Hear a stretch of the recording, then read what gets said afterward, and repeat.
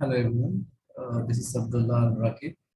I'll be your course instructor for the course Project Appraisals and Management. Before starting, um, যখন আমরা বলি project management, it's all about managing A project. আমাদের আগে জানতে হবে আসলে প্রজেক্টটা কি। প্রজেক্টের বেসিক কনসেপ্টটা হচ্ছে এটা নতুন কিছু না, যদি আমরা এটাকে নতুন ভাবে এখন হয়তো ওয়ার্ডটা জানতেছি, বাট এটা আমাদের সাথে অনেক আগে থেকেই ছিল। যে প্রজেক্ট যে টার্মটা, এটা আমরা গ্রাজুয়ালি ইউজ করতেছি, বাট আমরা জানি না আসলে এটাই প্রজেক্ট। যদি আমি কয়েকটা এনশিয়েন্ট উদাহরণ দিই, যেমন ধরেন আমরা যখন একদম বিগিনিং থেকে যদি কাউন্ট করি, আমাদের হিউম্যান লাইফ একদম বিগিনিং থেকে কাউন্ট করতেছি। We used to grab foods from the animal by killing them, by hunting them.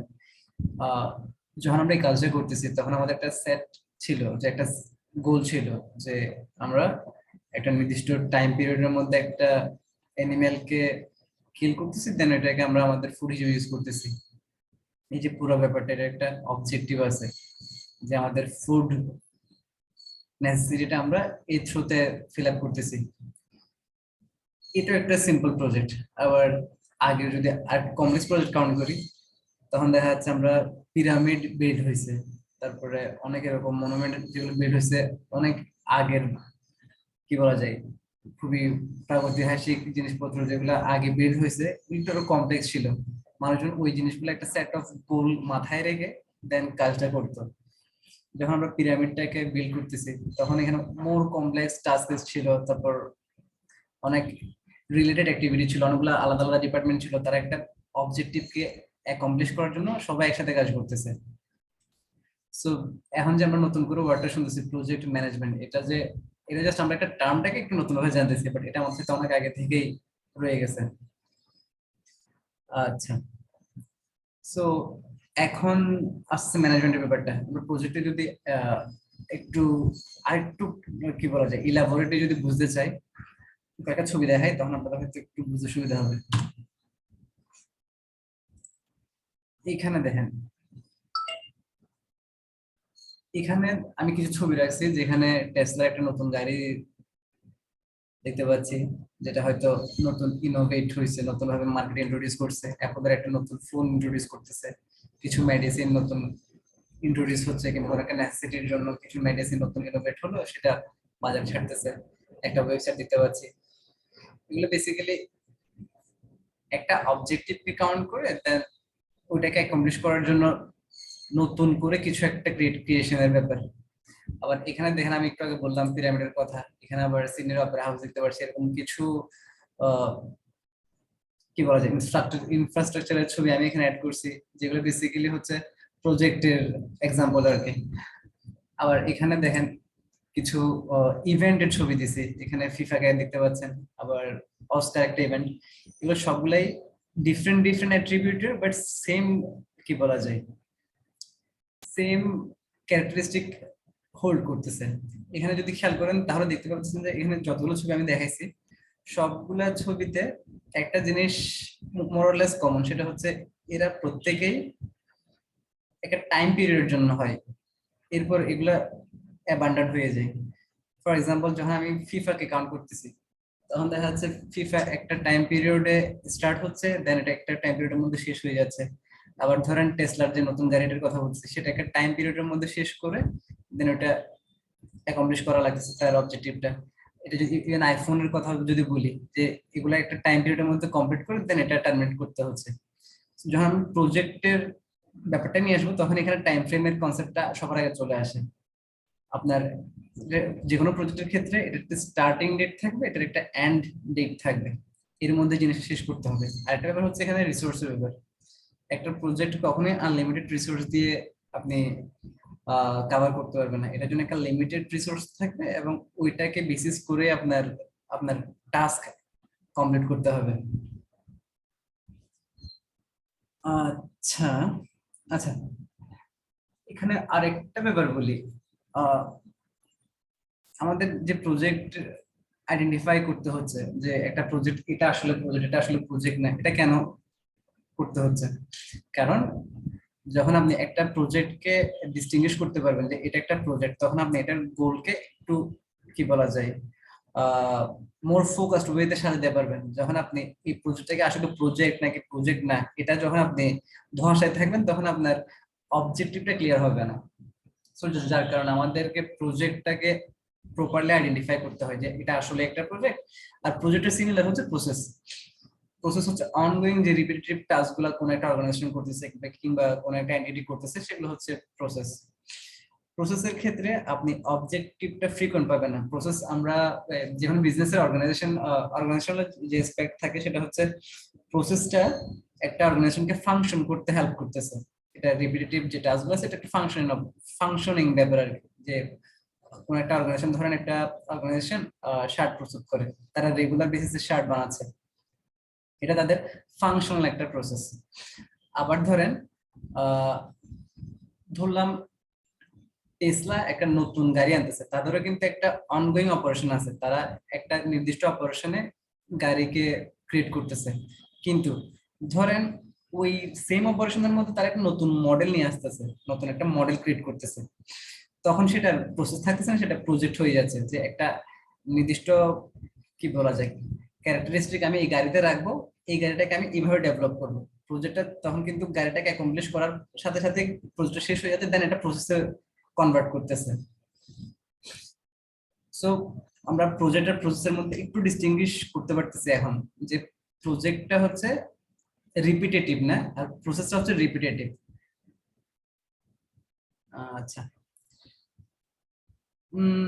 এখানে আরেকটা ব্যাপার বলি, সেটা হচ্ছে প্রসেস কিন্তু একটা টাইম ফ্রেমের মধ্যে আবদ্ধ থাকে না।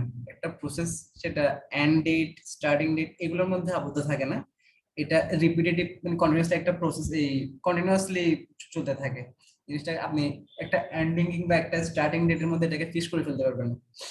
আচ্ছা, প্রজেক্টের যখন উদাহরণ দিচ্ছি, আমাদের পদ্মা ব্রিজ হচ্ছে, এটাই তো একটা প্রজেক্ট। আর আমরা প্রজেক্ট বলতে এটাকে জাস্ট এভাবে মনে করার কোনো দরকার নাই যে এটা অল্প সময়ের মধ্যে শেষ হয়ে যাবে। একটা প্রজেক্ট অনেক ইয়ার ধরেই চলতে পারে, বাট স্টিল এটা একটা প্রজেক্ট।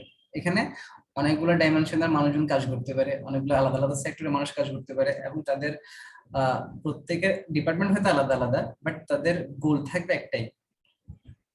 ধরেন যে আমাদের পদ্মা ব্রিজের যে উদাহরণ আমি এখন দিলাম, ওইটা কিন্তু একটা মেগা প্রজেক্ট, বিশাল প্রজেক্ট। সো এখানে ডিফারেন্ট ডিফারেন্ট সেগমেন্টের মানুষজন আছে, ডিফারেন্ট ডিফারেন্ট ডিপার্টমেন্টের মানুষজন আছে, তারা ডিফারেন্ট ডিফারেন্ট কাজ করতেছে, কিন্তু সবার টাস্ক হচ্ছে একটাই, অবজেক্টিভ একটা, সেটা হচ্ছে ব্রিজটা ক্রিয়েট করে।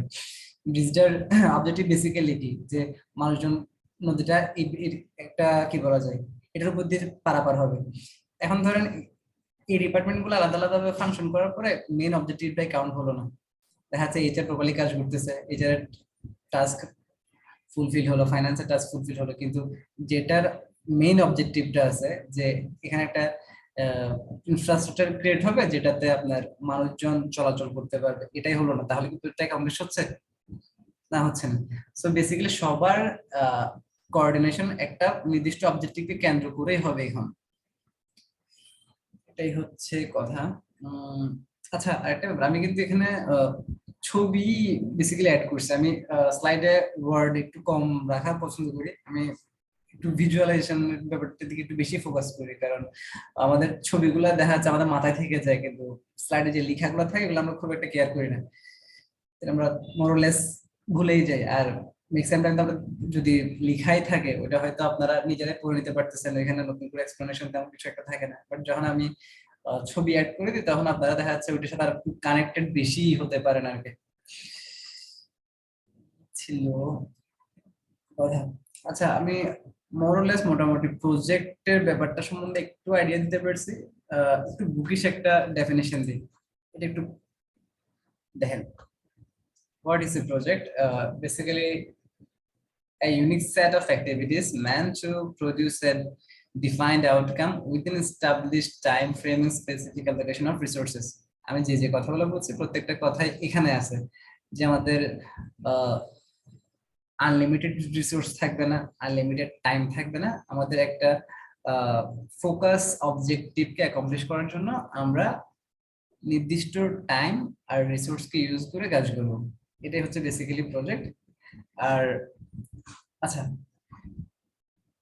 প্রসেসের কিছু ব্যাপার স্যাপার দেখেন। প্রসেস হচ্ছে রিপিটেটিভ টাস্ক, যেটা আগেও বলছি। এখানে দেখেন কারখানার কিছু ছবি আছে, ধরেন কোনো একটা অর্গানাইজেশনের রেগুলার বেসিসে যে টাস্ক গুলো হয় সেগুলো আছে, এগুলো সবগুলো হচ্ছে রেগুলার প্রসেস, এগুলো প্রজেক্ট না। প্রজেক্টের জন্য আপনার আলাদা একটা অবজেক্টিভ থাকতে হবে। যে উদাহরণটা একটু আগে দিলাম, ধরেন আইফোন, আই মিন অ্যাপল, তারা একটা নতুন ফোন ইন্ট্রোডিউস করতেছে, এটা একটা প্রজেক্ট। ধরেন আইফোন 13, এটাকে ইন্ট্রোডিউস করার জন্য কাজ করতেছে, এটা একটা প্রজেক্ট। বাট তারা যে ফোন বানানোর জন্য রেগুলার বেসিসে অপারেশনটা থাকে, ওইটা হচ্ছে প্রসেস। তাদের একটা অনগোয়িং প্রসেস থাকতে পারে, আর যেটা অনগোয়িং প্রসেস সেটা কিন্তু কন্টিনিউয়াসলি তাদের কারখানায় হচ্ছে। আবার প্রজেক্টটা হচ্ছে যখন আপনি এটা থেকে ডিফারেন্ট কোনো একটা অবজেক্টিভ নিয়ে কোনো কিছু একটা ক্রিয়েট করছেন, ইউ ক্রিয়েটিং সামথিং নিউ, যেটা আগে ছিল না। সো এটা ইউনিক এমন হতে পারে। প্রসেসটাতে আপনি যে মানে একটা অনগোয়িং প্রসেস যেটা আছে সেটা হয়তো আপনি আগে ইউজ করছেন, বাট আপনার অবজেক্টিভ যেটা আসছে, যেটা আমরা ধরেন আইফোন 13 এর নতুন কিছু ফিচার নিয়ে আপনি নতুন একটা ফোন ক্রিয়েট করতেছেন, বুঝতে পারছেন? যখন আপনি নতুন একটা ফোন ক্রিয়েট করতেছেন, এটা আগে কখনো ছিল না, এটা জাস্ট নতুন ভাবে আপনি ইন্ট্রোডিউস করতেছেন, এটা তখন প্রজেক্টের চলে গেল। এটাই হলো কথা। আমাদের বেসিক্যালি এখন ডিস্টিংগুইশ করতেছি আমরা প্রজেক্ট আর প্রসেসকে একটু ডিস্টিংগুইশ করলাম যে আসলে কোনটা কি। তাহলে আমরা কি কিছু ক্যারেক্টারিস্টিক এখন পর্যন্ত পেলাম যে প্রজেক্টের কিছু স্পেসিফিক ক্যারেক্টারিস্টিক থাকে? যদি আমি কয়েকটাকে একটু রিভাইজ করি তাহলে দেখা যাচ্ছে প্রজেক্টস আর ইউনিক, মানে প্রজেক্টস গুলা আগে ছিল না এমন কিছুকে নতুন করে ক্রিয়েট করতে হচ্ছে।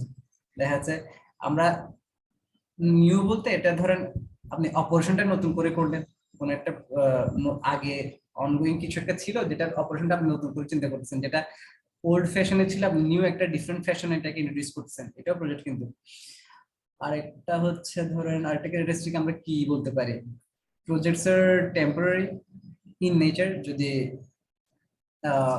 টাইম ফ্রেমটা কাউন্ট করি দেখা যাচ্ছে it has a definite beginning and ending date. একটা প্রজেক্ট একটা নির্দিষ্ট সময় শুরু হচ্ছে এবং নির্দিষ্ট সময় শেষ হচ্ছে। আচ্ছা, এখন প্রজেক্ট কমপ্লিট হচ্ছে কখন? একটা প্রজেক্টকে আমি কখন বলতে পারি যে দিস ইজ ডান? যখন আমার অবজেক্টিভটা অ্যাচিভ হবে, বুঝতে পারছেন? লেটস সে যখন আমি পদ্মা সেতুর কথা বলতেছি, তখন আমার অবজেক্টিভ ছিল যে এটা থ্রুতে মানুষজন পারাপার হবে। আমি ওই ইনফ্রাস্ট্রাকচারটা দাঁড় করতে পারছি যেখানে মানুষজন চলাচল করতে পারতেছে উইদাউট ক্রিয়েটিং এনি হ্যাজার্ডস। তখন আমি বলতে পারি যে জিনিসটা ডান। বাট সাকসেসফুল প্রজেক্ট কখন হবে? যখন আপনি আপনার রিসোর্স আর টাইম প্রপারলি মেনটেন করেই দেন আপনার কাজ অ্যাকমপ্লিশ করতে পারছেন, তখন এটাকে আমরা সাকসেসফুল প্রজেক্ট বলতে পারতেছি।